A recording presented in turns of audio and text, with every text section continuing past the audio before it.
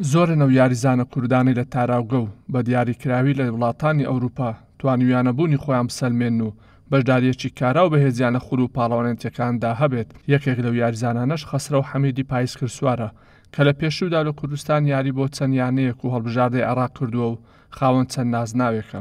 خەسرە و دوایەوەی ڕوو لە وڵاتانی ئەوروپا و بە دیاریکراوی لە ئیتالیا دەکات، درێژە بە یاریکردن و مەشق و ڕاهێنان دەدات. لە یاری پایسکر سواریدا و بەهۆی ئەو ئاستە بەرزەی پێشکەشی کردووە توانیوێتی لە چەند پاڵەوانتێک بەشدار بێت و ئەو پایسکل سوارە کووردە لە شاری کرۆتۆنی نیشتەجێیە. لە کاتی بڵاوبوونەوەی ڤایرۆسی کۆرۆنا خەسرە وازی لە مەشق و ڕاهێنان نەهێنا و بەردەوام بووە. لە ماڵەوە ئامادەکاری کردو و ئێستاش ڕۆژانە بە سەرپەرشتی ئەنتۆنیۆ سۆپای ڕاهێنە ڕۆژانە مەشقێکی باش و چڕ دەکات.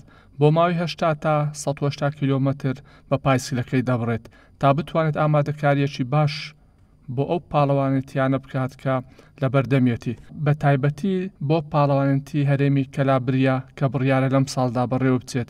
جگە لەوەی ئامادەکاری بۆ پاڵەوانێتی گێرۆ دێلی دۆلۆ میتۆ دەکات کە لە 6 جەولە پێکاتۆ و بڕیارە لە سەرەتای ساڵی داهاتوو بە بەشداری پایسکل سوارانی زیاتر لە 20 وڵاتی ئەوروپا بەڕێوە بچێت. هەروەها شاری بۆلۆزانۆی باکوور ئیتالیا میوانداری ئەو پاڵەوانێتیە دەکات. لەم بارەیەوە خەسرە و دەڵێت ڕاهێنەر متمانێشی زۆری پێمەوە بۆ بەدەستهێنانی نازدا و ئامادەم دەکات. ئەمە ژوای کردووە بەردەوام مەشق و ڕاهێنانێکی چڕ ئەنجام بدەم. هەروەها بەنیازی بەشداریکردن لە پاڵەوانێتێکی تری وڵاتانی ئەوروپا کە بڕیارە لە ئەڵمانیا بەڕێوە بچێت. وەک پاڵەوانێتیەکانی ڕابرد و ئاستێکی بەرزم پێشکەش کردووە بە هەمان شێوە هەوڵی بەدەستهێنانی نازنا و میدا لەو پاڵەوانێتیانە دەدەم.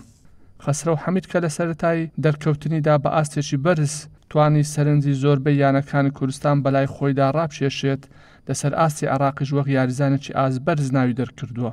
بۆیە یانەی سڵاعی شاری بەغدا هەوڵەکانی دەست پێ کردووە تا بتوانێت بۆ وەرزی داهاتوو توانە و لێهاتووی ئەو یاریزانە دەستەبەر بکات و بۆندی لەگەڵ ئیمزا بکەن.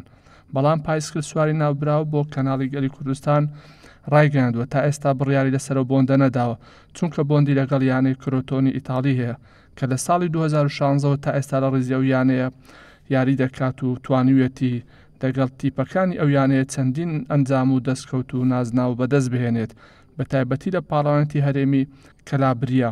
ئەروها لەگەڵ یانەی کرۆتۆنی 4 جار پلەی یەکەمی بەدەستهێنا و 3 جاریش لەگەڵ تیپەکە لە پلەی دووەمدا هاتووە، هەروها 3 جاریش پلەی سێمی و میدالی برۆنزی لە ملک کراوە. جێگەی باسە خەسرە و حەمید بەر لەوەی ڕوو لە ئیتالیا بکات. لە نێوان ساڵانی 2006 تا 2009 لە ڕیزی هەڵبژاردەی عێراق یاری کردو لەگەڵ و هەڵبژاردەی بەشداری لە چەندین پاڵەوانێتی وڵاتانی ئاسیا و عەرەب کردو و توانیوێتی میدالی زیو لەگەڵ هەڵبژاردەی عێراق لە پاڵەوانێتی ئاسیا بەدەست بهێنێت.